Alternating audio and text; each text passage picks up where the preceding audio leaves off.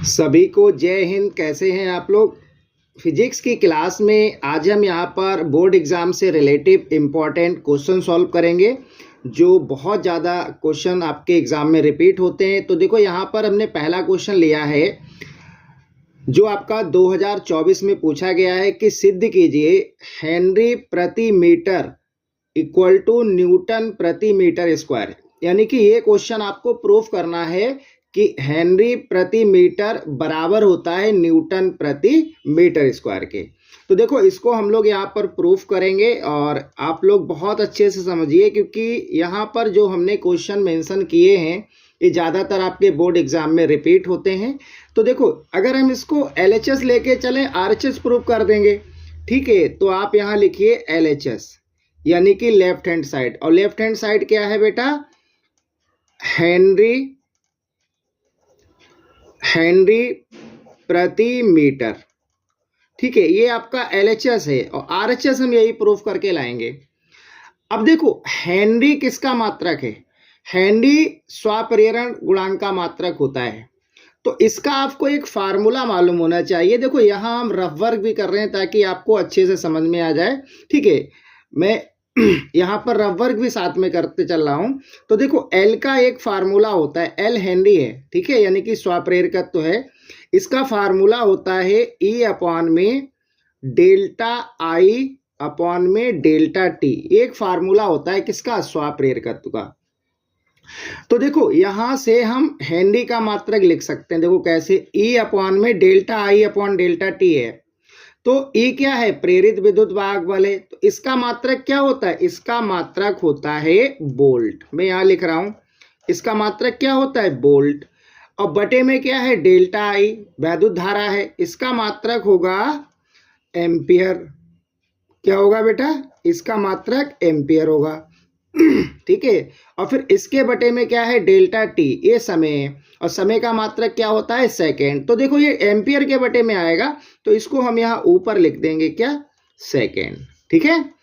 और बटे में क्या है, बटे में यहाँ पर है मीटर, तो यहाँ पर इसको हम मीटर लिख देंगे। इतना क्लियर हो गया होगा। अब उसके बाद देखिए आप, उसके बाद यहाँ पर वोल्ट को हमें तोड़ना पड़ेगा। वोल्ट किसका मात्रक होता है, वैद्युत विभव का मात्रक होता है, और V इक्वल टू होता है W अपॉन में Q। V इक्वल टू क्या होता है, W अपॉन में Q। और W का भी एक मात्रक होता है, आपको हम बता दें, कार्य बराबर होता है बल इंटू विस्थापन। तो यहां से फार्मूला ये बनेगा F इंटू D अपॉन में, और Q बराबर क्या होता है बेटा, Q बराबर होता है IT। क्या होता है, IT। तो यहां से ये फार्मूला निकल के आएगा, F की वैल्यू हमने लिख दी F इंटू डी और डिवाइडेड बाई IT। Q बराबर क्या होता है, IT होता है, यानी कि वैद्युत विभव का ये फार्मूला बन जाएगा। अब इसकी यूनिट देखो, आप अगले स्टेप में सॉल्व करेंगे, ये ध्यान रखना आप, ठीक है। मैं देखो इसको अगले स्टेप में बता रहा हूं। वोल्ट के स्थान पर हम क्या रख सकते हैं, यहां पर देखिएगा, यहां पर इसका मात्रक बन जाएगा, F का क्या हो गया, न्यूटन, डिस्प्लेसमेंट का मीटर, और I का एम्पियर, और T टाइम का सेकेंड। यानी कि ये हम वैल्यू कहां रख सकते हैं, वोल्ट के स्थान पर, क्योंकि वोल्ट किसका है, वैद्युत विभव का मात्रक है, ठीक है। तो वोल्ट के स्थान पर क्या रखोगे आप, वोल्ट के स्थान पर रखिए न्यूटन, मीटर, और बटे में एम्पियर और सेकेंड। ये हमने वोल्ट की वैल्यू रखी है। और देखो बटे में एम्पियर पहले से ही है, एम्पियर, और इनटू में मीटर, और ऊपर क्या है, सेकेंड, ऊपर क्या है, सेकेंड। अब जो कट रहे हैं उनको आप काट दीजिए। देखो सेकेंड से सेकेंड कैंसिल हो जाएगा, मीटर से मीटर कैंसिल हो गया, समझ में आ रहा है।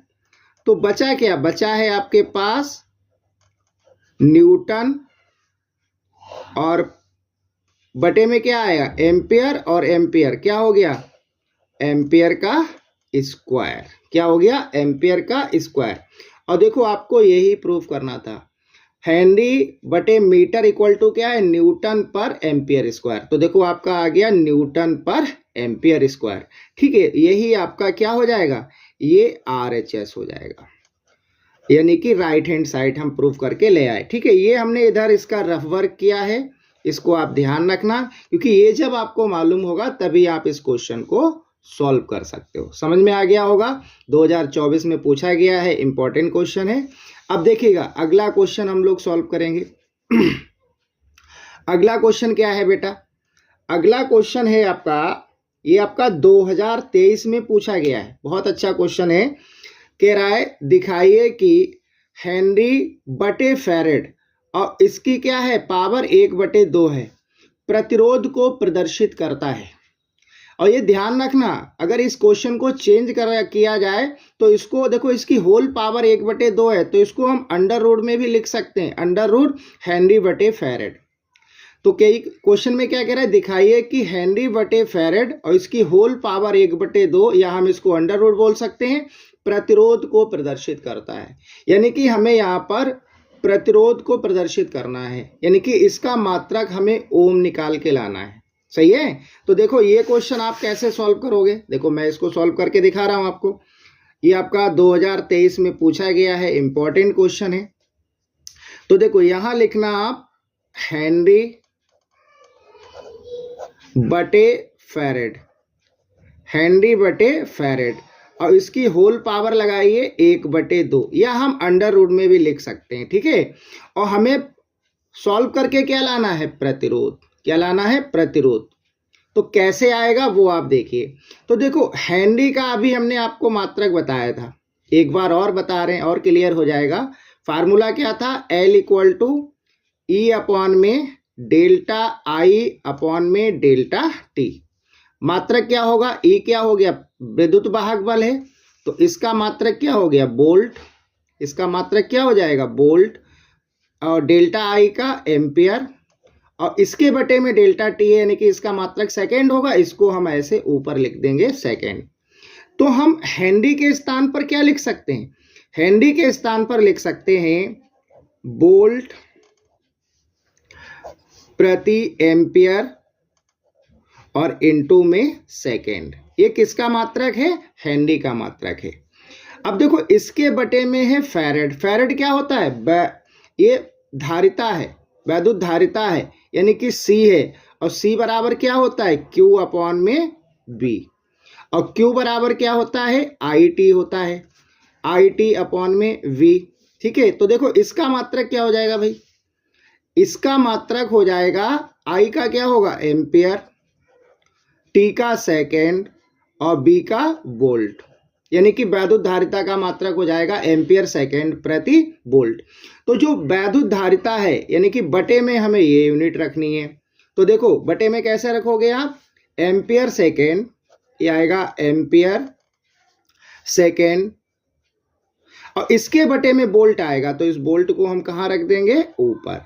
ठीक है, और इसकी होल पावर क्या लेके चलोगे आप, 1/2। समझ में आ रहा है, होल पावर 1/2।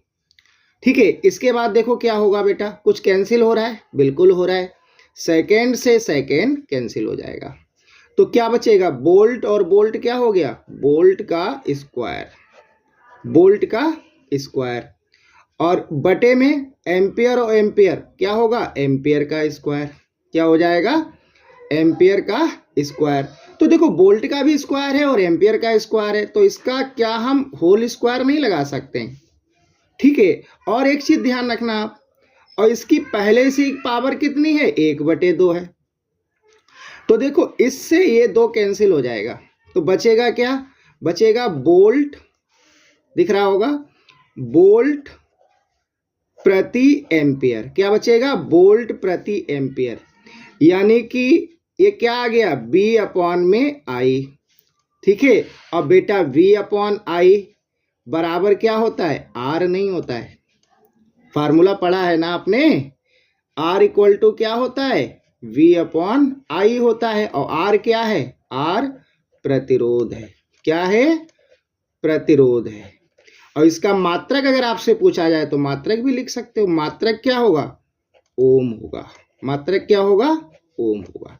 तो क्वेश्चन में यही आपसे कह रहा था कि हेनरी प्रति फैरेड की पावर 1/2 प्रतिरोध को प्रदर्शित करती है। ठीक है, करता है। तो देखो बी अपॉन आई, वोल्ट को हम बी लिखते हैं, एम्पियर को आई, तो B upon I equal to क्या होता है, आर होता है, और ये प्रतिरोध है। अगर आपसे मात्रक पूछे, देखो ये प्रतिरोध हो जाए, अगर मात्रक पूछे तो आप इसका क्या बता सकते हो, ओम बता सकते हो। ठीक है, तो आपको ये क्वेश्चन अच्छे समझ में आ गया होगा। इसी टाइप के हम और क्वेश्चन आपको सॉल्व कराएंगे। ठीक है, अगली क्लास में इसी टाइप के आपको और भी क्वेश्चन मिलेंगे जो आपके एग्जाम के लिए मोस्ट इंपॉर्टेंट रहेंगे। इनको आप बहुत अच्छे से कर लेना। ठीक है, ये बहुत ज़्यादा इंपॉर्टेंट क्वेश्चन है।